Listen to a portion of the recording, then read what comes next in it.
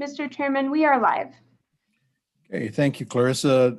Just welcome everyone. Explain just a little bit that we're waiting for presenters to show up to present the three bills that we have available for us today. And so we've kind of changed some things on the fly. Call a meeting to order and call roll, please. Representative Andrew? Here. Representative Brown? Here. Representative Connolly? Representative Harshman? Representative Nyman? Here. Representative Newsom? Representative Obermuller? Here. Representative Summers? Here. Chairman Paxton? Here. The first bill we're going to consider today is Senate File 79. It's a Medicaid bill for school-based services. And since Representative Summers was on the committee, no one else happened to show up, so we're going to ask him to explain the bill. Go ahead. Mr. Chairman, thank you. And I would bring you Senate File 79 and ask for your favorable consideration. And so as appropriations went through a myriad of issues during the interim, one thing that was brought back was the idea of Medicaid billing for school-based services and whether Wyoming should participate in that. Most other states participate. We had a bill, I think there was a bill last year, did a similar thing. It was a permissive bill. In other words, a district could join if they wanted to, but it didn't force them to. And so, Mr. Chairman, as I walk through this bill, and if you'll notice, there's a blue copy and a white copy, which means there were amendments in the Senate. And I think the easiest place to see one of the changes that was made is on page 2. At the bottom of the page on the white copy, you'll notice that beginning July 1st, 2022, each school district with 25 or more Medicaid eligible students receiving special education programs and services as calculated by the department may bill the Department of Health for costs of any special education program. When you go to the blue copy, you will notice that the 25 was taken out and that any district may. I think the key in this is it's may, not shall. So if they don't, they decide not to bill, the district decides not to bill, then they decide to not be a part of the program. Where it becomes the only place I can see where it's really prescriptive is if you go to page 3 and you go down to line 15, subsection J. A school district may report the number of Medicaid eligible students receiving special education programs in school year 21-22, but beginning in 22-23 and each year thereafter, a school district shall report the number. So it looks to me like what's taking place now is, okay, first year you don't have to report, second year you've got to report those, so at least we have acknowledgement in the state really how many of these students exist in each district. And then ultimately, I suppose it may in time be prescriptive. And I think really what this does is it's kind of a, it brings in the Department of Health because this is kind of expanding Medicaid. And it brings in the Department of Health, and we run money kind of in 3 legs around between the Department of Health and the Department of Education and districts. And so really it is to take advantage of what federal money exists for Medicaid services. And it would, and districts now could not do this even if they really want because of the cost. And so what this would do would really put the professionals, the Department of Health, and then Department of Education to be the resources behind that. At least that's how it was envisioned a year ago. And I'm hoping there's somebody from the Department of Education that can confirm or deny anything I just said. So that's kind of how I read the bill. Okay, Mr. thank you. Any questions, comments from the committee? Yes, Representative Obermuller. Thank you, Mr. Chairman. Representative Summers, in your reading of this and the permissive language may, I'm just referring back to the efficiency study where this particular issue was one of the biggest items in that efficiency study was the dollars lost because we don't have this program. So I'm questioning why we would have permissive language when if they don't get into this program, then it becomes the state's responsibility. So why we wouldn't say shall rather than may. Thank you. Go ahead. Mr. Chairman, thank you. And I think the idea was to start out slow and see what the costs and what it's going to take to really ramp this up. And when you get in large districts, they probably have the staff and the manpower to do it. This is in federal dollars that's very complicated and takes a lot of paperwork. And so I think the idea was to start slow, let some big districts give it a try, and then see how it would roll from there. Representative Harshman. Thank you, Mr. Chairman. I think if you look at the fiscal note on the original bill too, that's why we really haven't adopted it. It's not a lot of money. And what we've been told, maybe we'll have folks testify that when we were doing the shall business, it wasn't worth the work to actually do it. And so I think maybe we finally come on, there might be one district or two districts that might want to do it, maybe in the future. But really, we're not talking about millions. I mean, this is another report and process that'll take more work probably than what you get from it, but I think it's another option out there. So the way it's written. So thank you, Mr. Chairman. Okay, any other questions? Yes, Representative Conley. Thank you, Mr. Chairman. And I'm just curious, is there a carrot for the school districts to participate in here? Go ahead. Mr. Chairman, thank you. Not to my knowledge. That's, originally there was some thought process behind that, but I don't think this version has any carrots. I think there are at least one district that is interested in kind of trying it, a large one. I think they're already. Anyone else? Okay, I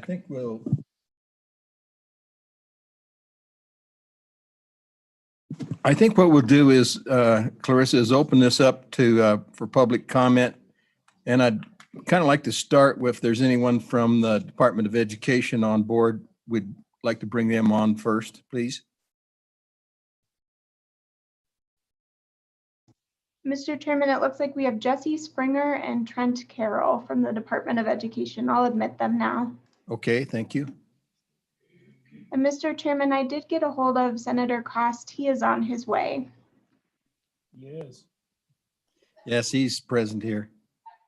That was quick.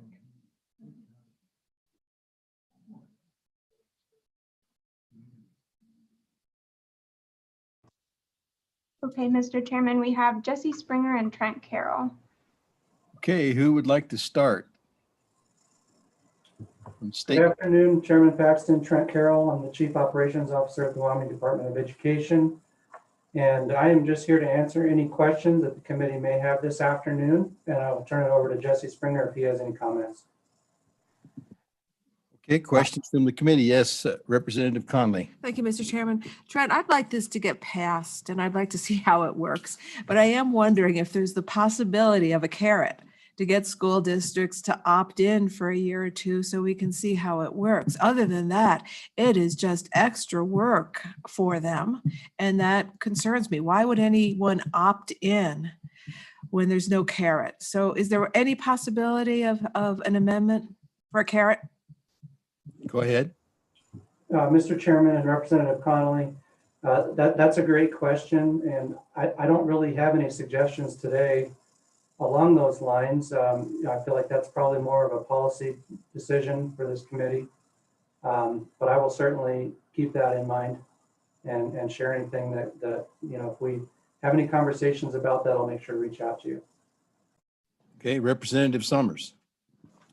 Mr. Chairman, thank you. And Trent, I did a horrible job of presenting this bill because I really didn't know I was going to have to. And I really didn't like the bill in committee anyway. So Trent, if you could please tell us exactly what the bill does now coming out of the Senate, that would help. Go ahead. Sure, Mr. Chairman and Representative Summers. So thank you for that. There were some changes, and Representative Summers, I didn't think you did a terrible job of covering some of that. As you mentioned, the big one is, taking away the requirement, the 25 requirement at the very beginning of the bill kind of opens it up for anyone to participate on a voluntary basis. There was also some changes to the appropriations in the bill, and really we changed that from the Department of Education, the Department of Health, each receiving an appropriation and positions, to really that going to the Department of Health. And there are several reasons for that. Probably the biggest reason is that the Department of Health can leverage the Medicaid funds, and we are not able to do that. So able to reduce the amount of general fund or school foundation program fund appropriation and leverage those federal funds. Jesse, do you want to add anything on the specifics there in terms of what you envision for that work? Go ahead if you'd like to. Chairman Paxton, Jesse Springer from the Department of Health. Sorry, I raised my hand before you said just education. So I'm not trying to trick anyone into thinking I work for education. On the funding, it just worked out that if we do this funding, we can get 50% federal match for the administrative activities if it's administered by the Department of Health. And so we had some discussions with education, and they thought that might be a good idea. And the position that they had originally proposed in the bill that was last year, that position had already been eliminated in education. So there was no longer a position available in education to add that partial funding to. So for simplicity's sake, we thought it might be easier to just administer out of one department. Anyone else on the committee? Yes, Representative Conley. Thank you. Mr. Springer, how much in federal funds are we eligible for? Chairman Paxton, Representative Conley, there's no limits how much federal funds is actually available here. So it's only limited by the amount of billable services that are that can be recorded, that are special education or medical services provided by the schools. And so the study there was a study done a couple of years ago, and we've been talking about it since then, but the study projected this would grow over time. So I know the savings look meager in the scheme of, education and health budgeting, but the first, it showed the first year is like $400,000. And then the second year is $3.7 million of savings. Well, it kept growing from there and then eventually stabilized. So it was larger over time. And it really is based on identifying and billing for services. And so in the other committees, this bill's gone through a couple iterations. The other committees, it went through first being mandatory and then building out a carve out for the small districts, but then becoming voluntary. And then the district carve out didn't really make sense for the small districts. And so just the scenario here is, we could have the most expensive student in the smallest district. We would want to work with that district on billing that student or that 3 students or whatever it is, because they may save more money than a big district, because that district may be providing, 24-hour care for that and multiple medical professionals. And so the time intensity to bill that one student might be worth it. And so we'd like to be able to work with each district to find the most expensive students first. If this is anything like Medicaid, 5% of the people use 50% of the money. So, just finding a smaller percentage of the students, we might find most of the money, and then we can find the rest. But that's why through these different discussions, we've suggested that it be voluntary, but allowing small districts to participate if they choose to, so that we can reach out to them and do this as simply as possible. Mr. Chair, Okay, follow up. thank you. Yes, follow up. Quick follow up. I'm curious if you know of any carrot.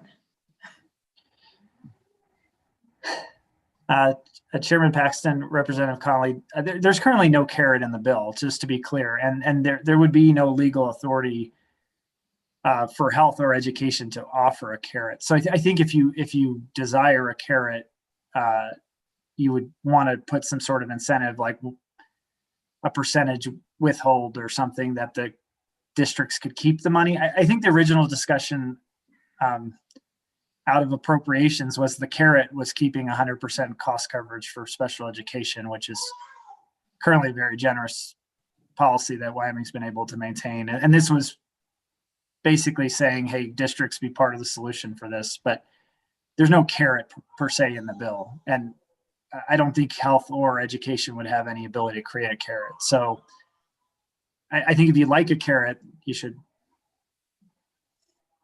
if you like a carrot, you need to add one, because I don't think there'd be any authority to add it for us to give money on top of what's allowed here. Thank you. Okay. Other questions? All right, Representative Summers.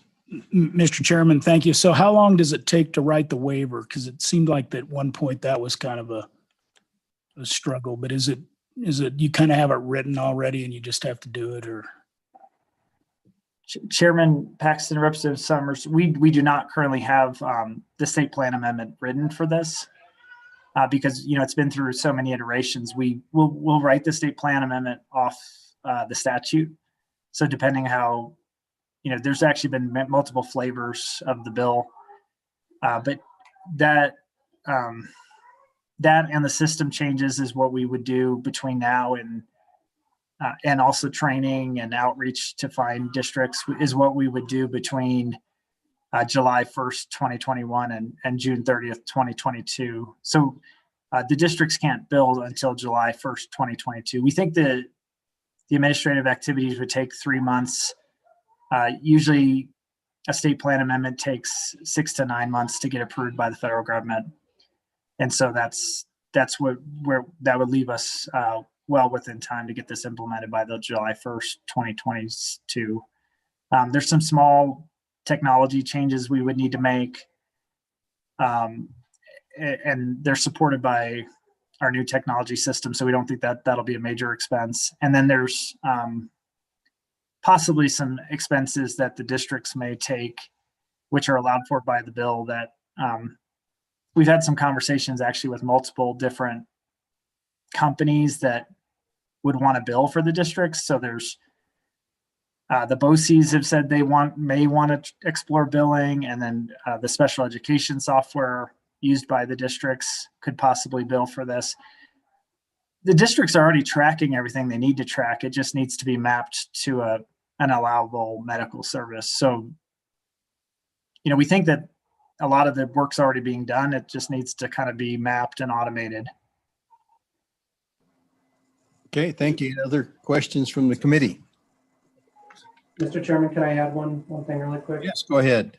So from the WDE side, we would need to work through an administrative approval as well from the Office of Special Education Programs with regard to our proposed funding flow for these Medicaid dollars once they flow through to the school districts and then back to the state for deposit into the school foundation program. We would need to work through an approval with OSAP to make sure that we don't run into any maintenance of effort issues at the district level. So that's the big administrative hurdle that we would be working on during the next year to get this ready for implementation. Okay, anything else from the committee? All right, public testimony is open. Anyone from the audience would like to come forward and give testimony on this bill? Yes, please come forward and identify yourself. Tell us who you represent.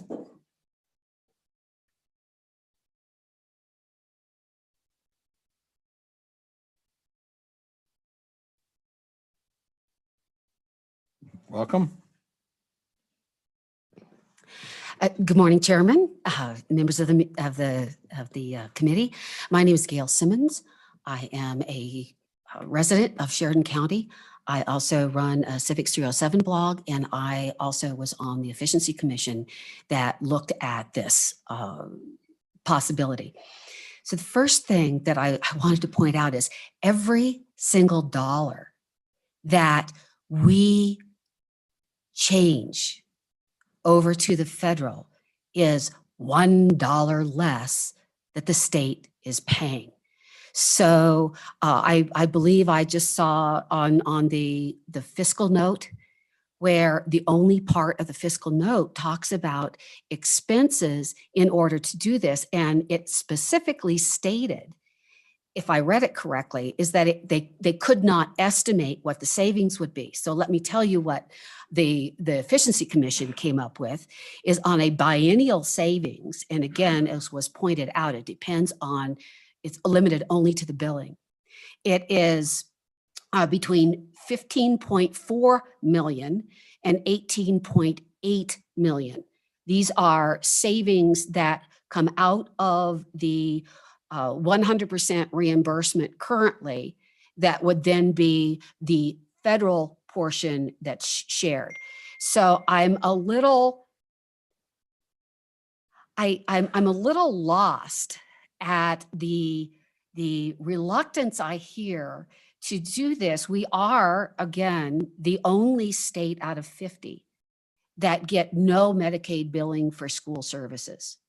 So it's, and we aren't even a rounding error in the cost of the federal. So it's not like we're adding to the federal debt. And I don't know about you all, but I pay federal taxes. And I would like, wherever possible, for those taxes to come back, especially for special education that is so critical.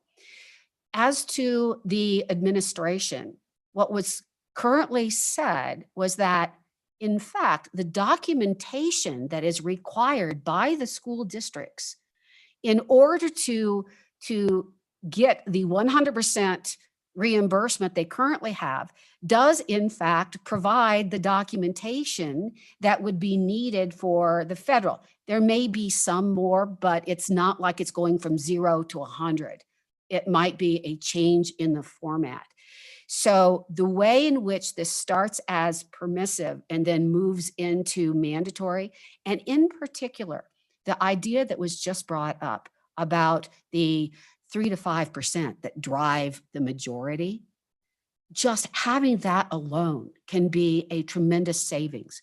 In addition, the Medicare, the way that the Medicare for Services provides, they actually pick up administrative burdens for this. So there is a provision in the Medicaid services for schools that actually helps with that administrative burden.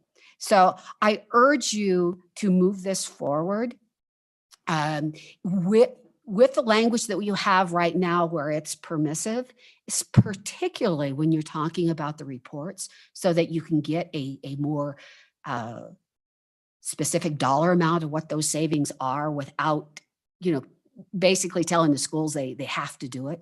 I urge you to do that. $15 to $18 million may be small compared to billions, but I think we're at the point where we need every dime we can get.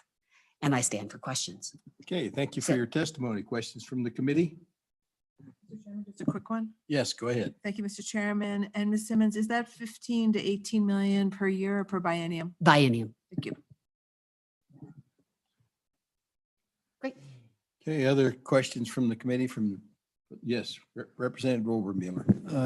Thank you, Mr. Chairman. No question. I just want to thank you for fleshing out some of my memory on our efficiency commission. This was one of those odd pieces where we were looking for efficiencies in government, and here came this federal money idea was sort of counter to the idea of efficiencies, but it's an important piece. So thank you.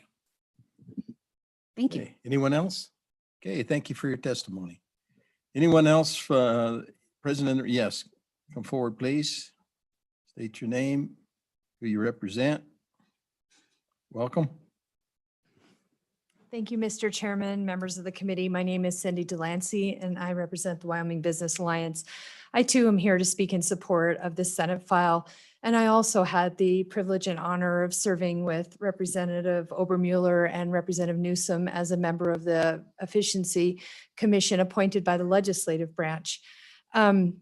We took a hard look at governmental operations, and this was sort of a a little bit of an add-on as far as a way that the consultants found that Wyoming was leaving money on the table. And, I don't want to sound duplicative or echo Ms. Simmons' comments, but we're at a time that we can't leave money on the table. And if the data is already being collected and we need a slight adjustment, this is a wonderful way as follow-up to some of the testimony that you heard at your last meeting when district consolidation was discussed for the education community to get on board and be part of the solution as far as savings. So I highly ask for your consideration on this bill and think it's a really great way that we're able to leverage every dollar that we possibly can to offset some of the enormous deficits that we're facing with our education funding right now. So with that, thank you. Questions for Ms. Delancey? Okay. Thank you, Mr. Chairman. Thank you for your testimony. Anyone else? Okay, virtually, Clarissa, do we have anyone else waiting to testify? Mr. Chairman, I don't have anyone with their hand raised at this moment. Representative Brown? Mr. Chairman, I have a question for Trent Carroll, if I could. Okay. Can we get him back on? There we go.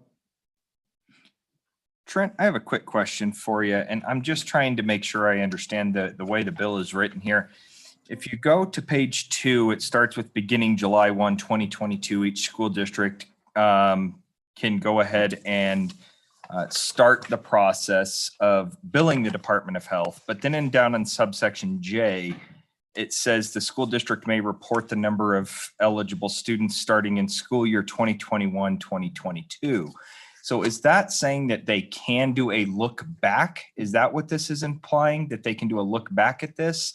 Or are those dates incorrect in the bottom portion of this? Do we need to have that being that they can bill for, or they can not bill, but they can report the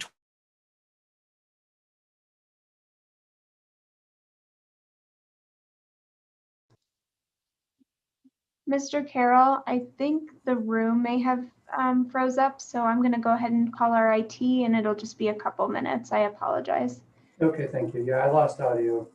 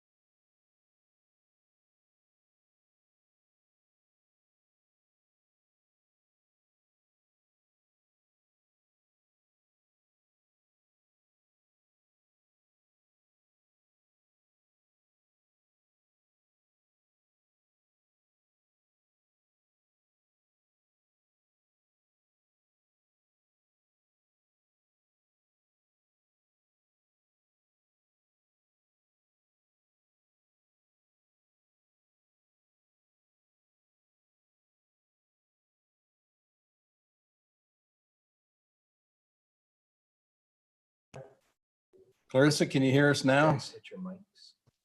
Mr. Chairman, I can hear you. Hit your mics.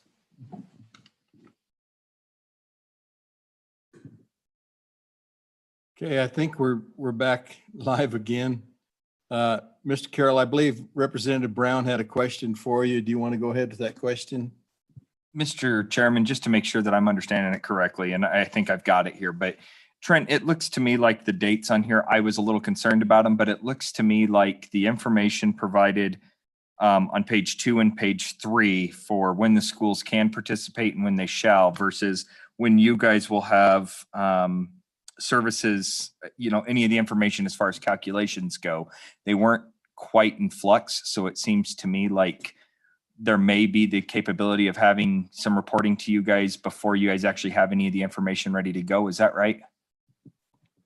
Go ahead. Yeah, thank you, Mr. Chairman and Representative Brown. I believe you are correct. My interpretation of subsection J is that districts have the ability, they may report that information to us this next school year, 21-22, if they have it. It's not a requirement, but they can provide it if they have it. And then the following school year, when they can start billing, then it turns to a shall, and they would have to report that information to us beginning that school year. Okay, any other questions? What's your pleasure? Second. Move the bill. Summers moved, seconded by Brown. Any discussion on the bill? Question has been called on the bill. We got to take roll, don't we? Yeah. Okay, Would you do that, Representative please? Andrew. Representative Brown. Aye. Representative Connolly. Representative Harshman. Representative Nyman. Representative Newsom. Representative Obermuller. Representative Summers. Chairman Paxton. Aye. Do pass, 9 ayes. Okay. Senator Cost, if you'd like to come forward, please. Mr. Chairman, Yes, go ahead. I don't know if Jamie is still there. I can hear you, but I cannot see you. Well, he just left. Okay. I'll go ahead and give him a call to see if we can turn on the video. Okay. Welcome, Senator Cost. Thank you, We- Chairman Paxton. We have two bills in front of us and your name is on both of them. And I'm wondering if you would like to be prepared to present both of them. The first one we'd like to address is the career and technical education terminology. It seems like a very easy, straightforward bill, but sometimes we take something easy and make it complicated. So if you'd like to run us through the bill, that'd be great. Thank you, Mr. Chairman. Yes, Senator Cooper and I had talked about it.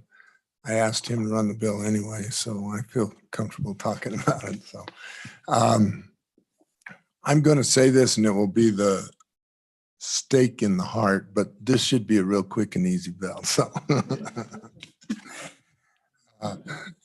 this is Senate File 108. What this is finally, and I'm going to say after about 15 years of me trying to get it, I could never get it done, changing our statutes and all to reflect the same as the federal government and as our Department of Education. Instead of saying vocational education, it's career and technology. And so all it is in the entire 17 pages is going through and changing vocational education to career and technology education. So CTE, which we've been using for quite some time.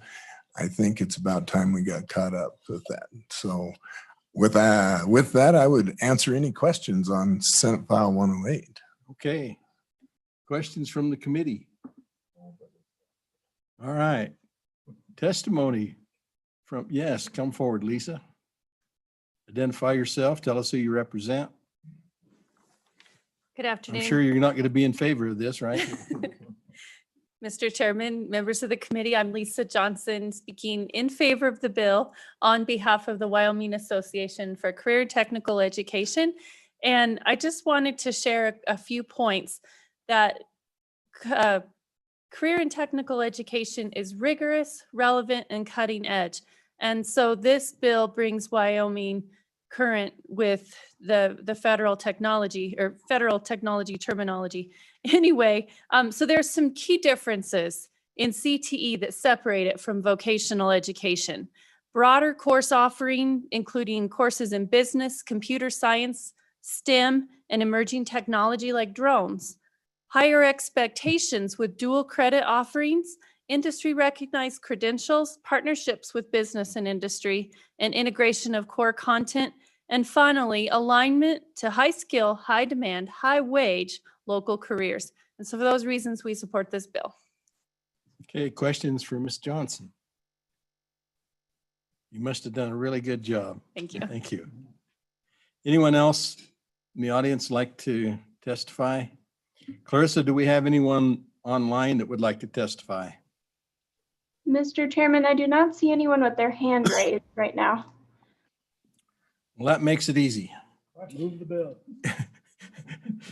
Moved by Summers, seconded by Harshman. Question. And question has been called. Roll call vote, please. Okay, Representative Andrew, Aye.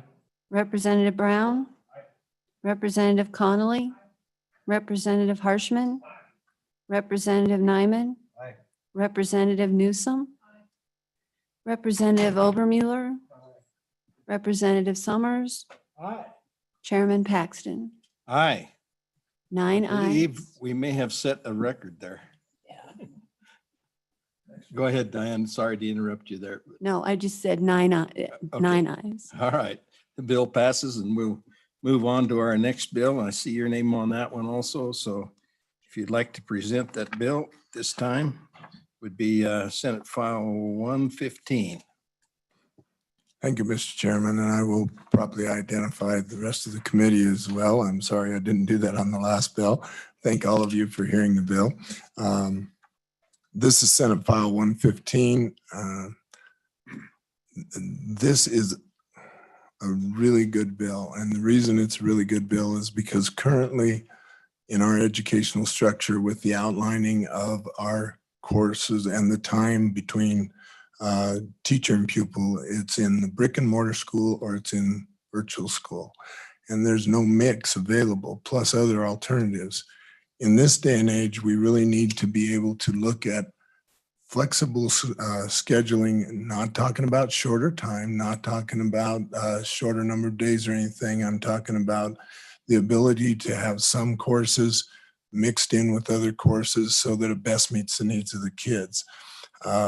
We know that face-to-face has value, and we know that face-to-face can be a very beneficial thing. We also know that online or virtual school can also be great assistance. We know work experience and all of those other opportunities are there as well. What this bill does is asks for the state school board to identify the pupil teacher time, and we did amend it because the original was a little unclear as to what they were really trying to get to. So if you look on page 2, starting at the top on Romanet 8 or VIII, approve or disapprove alternative scheduling for school districts requesting to operate for fewer than 175 days in a school year, but no schedule shall be approved, which reduces the minimum pupil teacher contract time required by the state board. The state board shall establish by rule for grades kindergarten through 12 minimum pupil teacher time requirements during which students are to receive instruction, which may include instruction outside of the physical classroom through virtual education or other equivalent methods the state board deems appropriate. So what this does is allows us to be, number one, flexible with some of our time, not with all of our kids necessarily. And obviously in some of our lower grades, it's going to be much more restrictive than it is in our upper grades. But this gives the opportunity for schools to be able to look at creative ways of presenting and teaching their students. Always before, you either had the classroom teachers face-to-face, or you had a virtual school. And there was a really difficult time, as you'll remember, 2 years ago, we put an amendment in so that two schools close to each other, Converse 1 and Converse 2, could do some work together. And then all of a sudden, we found that that was declared, well, if you're in the same large school district, such as one of our particular committee members here, and you have two schools in the same district, you can't do that. And it's like, oh my gosh. So we had to put an amendment in to also allow that. This will give the flexibility for a lot of those things so that our schools can share with each other. Our schools can also work with, say, smaller schools so that they can get some of the courses they can't offer. So this gives a lot of opportunity for different things to happen that right now is, shall I say, a wall instead of a bridge for our kids and the education. And this just opens that door. And I think it's going to be a great opportunity. I think it's definitely where we need to go so that our education can move ahead for the best for our kids. And with that, I would stand for any questions. Okay, questions from the committee? Yes, Representative Conley. Thank you, Mr. Chairman. So Senator Costa, I'm trying to get my head around this because you talk about it as flexibility and I'm seeing it as limiting because now we'll need a rule. So it would seem to me that right now we're operating without a specific rule and that allowed for things like, oh, in my district, the high schoolers are only meeting 2 days a week. So I'm just curious about the reality of what happened during COVID. And honestly, you're talking about this as flexibility, but I see it now as a rule that then you're either in compliance with or you're violating. Senator, go ahead. Thank you, Chairman Paxton and Representative Conley. First of all, let me warn you that because of COVID, all of those plans had to be approved by the Department of Education, and those are just temporary plans while they're going through COVID. So that doesn't guarantee that those can continue after COVID is no longer available. Excuse me. One of the things that a lot of schools have started going to that they apply for yearly is a 4-year or 4-day school instead of a 5-day school. Other schools go to a 4.5-day school so that they also have some flexibility there. The thing is, in our schools, 900 hours is the requirement for elementary students to be in school. 1050 is the requirement for middle school, and 1100 hours is the requirement for high school.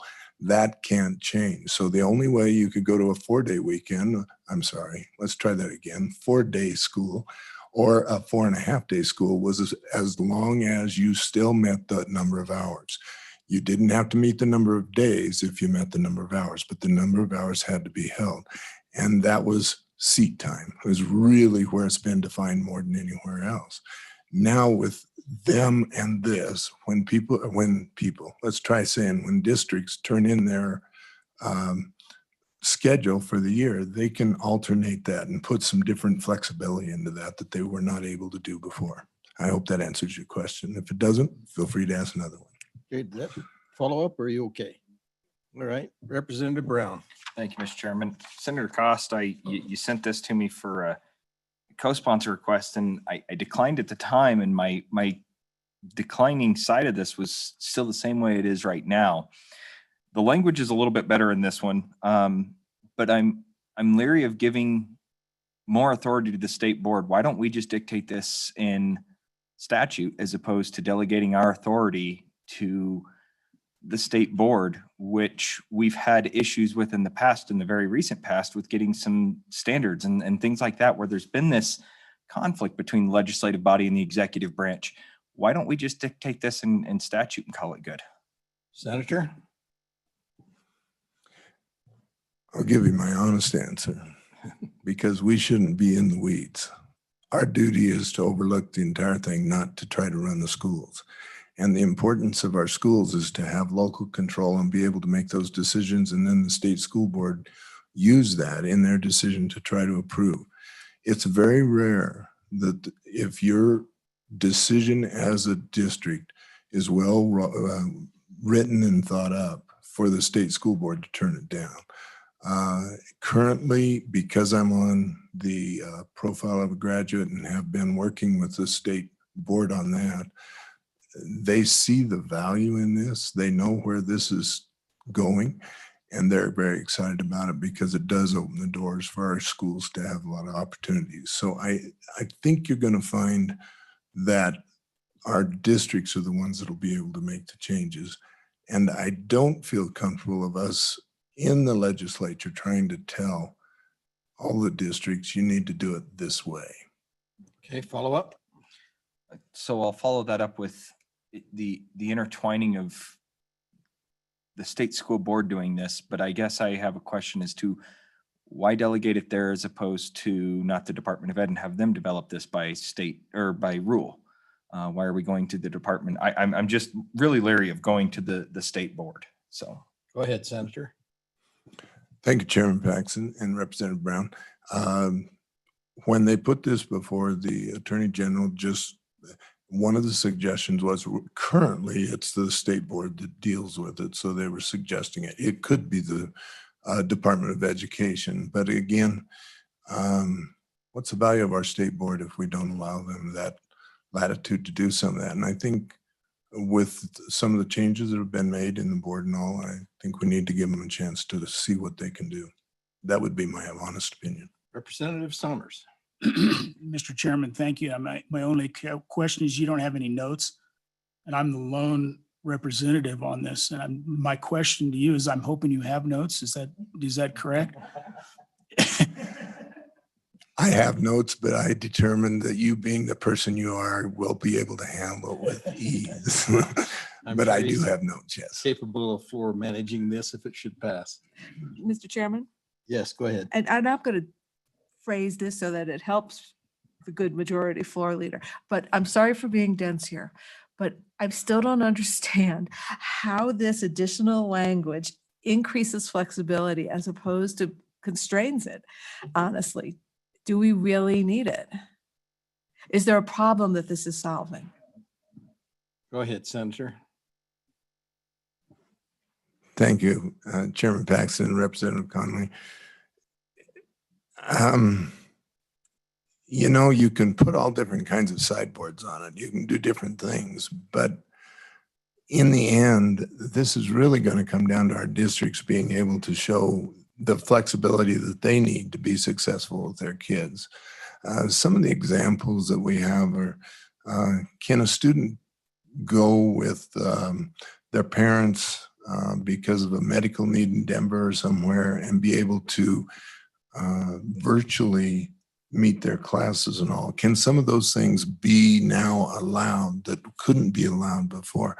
How do we work with work experience and possibly up to 4 hours a day of some people working on work experience? And is that okay?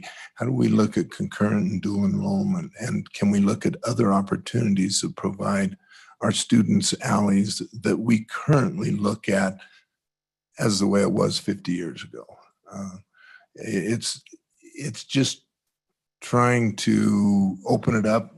I mean, you could put an amendment in there. I'm certainly not trying to tell you you can't, but I think it's pretty well defined where it is. Okay, follow up. Okay, so Senator, are you telling me that there's confusion or there's inconsistency and that there is a need that there's rules? So I'm going back to, I'm afraid by doing this, we're going to limit what exists right now. And are you telling me that there is so much confusion and inconsistency out there that we need the rule, or else we won't get the kind of flexibility that you're talking about? Go ahead, Senator. Thank you, Chairman Paxton, Representative Conley. I'm telling you that I think you're going to see things open up much bigger than they have been before.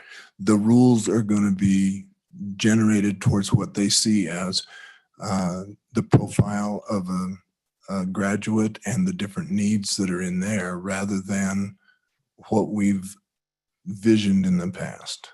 And I guess to that note, that's the way I really believe it. And I think it's going to be extremely positive. Should I err? I guess I'm sorry. You know, some of these questions may be asked after we open it up to public comment, where might be some school officials out there that would like to comment on that. Representative Harshman. Thank you, Mr. Chairman. Just Senator Costa, you know, when you look at the digest on this, you started with a new paragraph, then you brought an amendment, which I think is good. I mean, did somebody kind of state board say, hey, maybe it'd be better to just amend this existing paragraph? That's my first question. Then I just got a little comment after. Okay, go ahead. Thank you, Chairman Paxton. Representative Harshman. Actually, this amendment came from the Department of Education Okay. as a suggested way to do this. And I think, Mr. Chairman, I think, you know, I'm always leery, I mean, of any of these things, but I think as, you know, in your explanation of it, in this past year, you know, the world has changed and it's gonna, I don't know if we'll, you know, I'm just thinking like in my county, we had a couple snow days and the third snow day, we allowed attendance other than school, you know, kind of a hybrid thing. So I think we might not have snow days anymore. I mean, all this stuff's going to change, I think, dramatically. And we've, just like this, you know, we're not going to get rid of these cameras, I don't think, in here in this process anytime soon. So I think, you know, the bill is good. And I think it's good with the state board. You know, the state board's a creation of the legislature. And I think it's important and it's in the right place. So appreciate your work on it. And I'll certainly support it. So thank you, Mr. Chairman. Okay, other questions from the committee? All right, we'll open it up to public comment then. Do we have anyone present? Yes, Janine, come forward, please. You might as well stay up here, Senator. She may grill you too. He's my buddy. Thank you, Mr. Chair, members of the committee. Janine Bayteski from Teton County. Just to sort of circle around some of the discussion that's happened up here. You know, this last year has been totally amazing for us, right? We have done things we never envisioned we would be able to do. We did these things under the guidance of emergency rules that have been set forth by WDE. Those emergency rules then drove us to develop what were called SMART plans, which we then submitted to the WDE for approval. Like I said, we've done things we never did. We never thought we could do. And, you know, Representative Conley, one of the things that I reflected on as I was reading this legislation is, do you remember a couple of years ago when Representative Barlow brought forward a piece of legislation on trying to enable, I think it was Douglas, to be able to teach virtually to kids that were someplace different? And, you know, you think about the underlying constraint that required that piece of legislation. And in my mind, this sort of opens up some of those constraints and allows us to capture them into rules, which will provide more opportunity and flexibility for districts. Somebody asked about the amendment. Initially, when this went through Senate Education, and I have to say the perception from lots of people that I talked to back home and around was, oh no, they're going to put the screws to us and we're going to clamp down and require more time in class.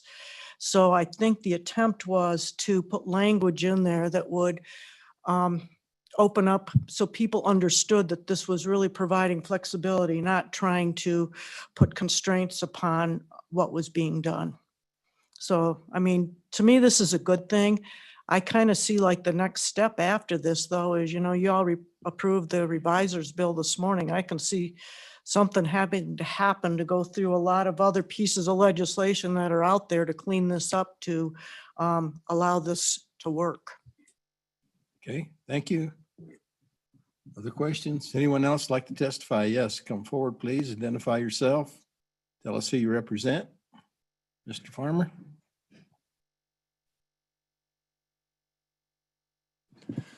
Mr. Chairman, Brian Farmer, Wyoming School Boards Association. This rule, I think that folks are worried about, already exists. It's been around for 30 years. It's Chapter 21 of the state board's rules. And so for 30 years, we've had this kind of rule around about approving schedules. So statute says 175 days. So we start off with statute of 175 days. And as Senator Cost alluded to, we started having school districts that said, what if we wanted to do 4 days a week instead of 5? And all of a sudden we had to start thinking about time a little bit differently. We thought about the time, the learning time a little bit differently. So maybe it's hours or something along those lines.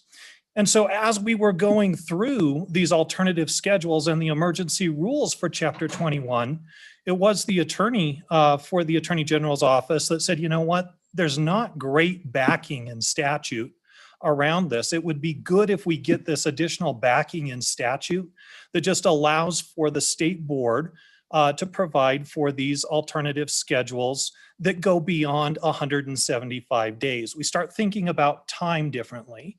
And so as Senator Cost talks about flexibility, the flexibility really exists in, let's talk about learning a little bit different than cheeks in the seat time. So when we hear those phrases, that pupil teacher contact time, my goodness, it's the title of the bill. It kind of sounds like cheeks in the seats. So does learning happen in different ways, especially virtual learning? So is the student perhaps engaging in some learning activity that happens independent from that direct contact with the teacher? And can the teacher then interact and the student then catch up with that later? And so this really is just broadening that scope of what is allowable learning time. And unfortunately, I think our frustration originally was with the term pupil-teacher contact time. I think the amendment really cleaned it up and helped with that. It really made it clear that we're just talking about making for the opportunity for additional learning experiences, additional learning times.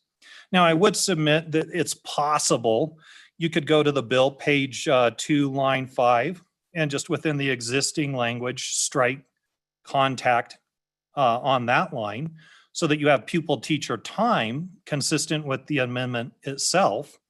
But then you've got the phrase or the title of the bill, contact time, all of that.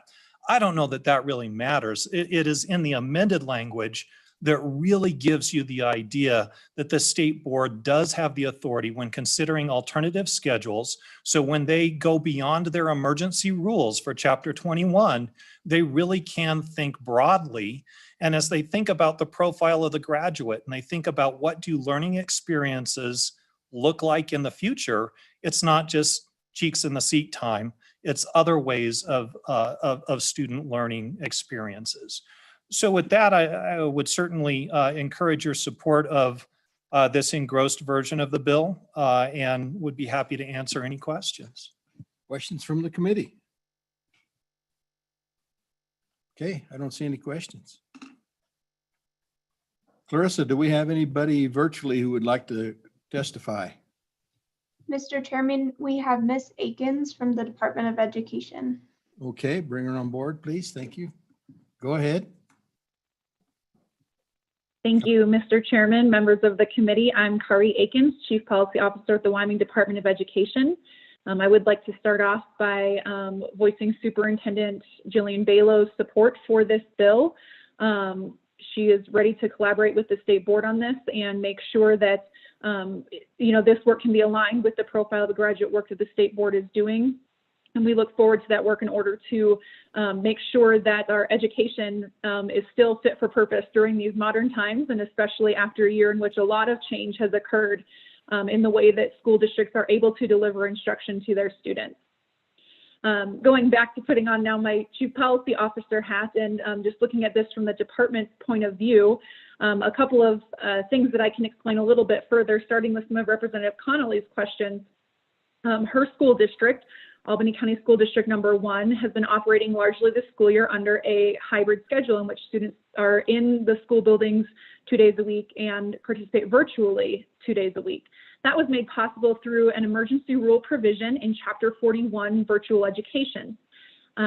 Once the state of emergency is no longer in effect, those rules will expire.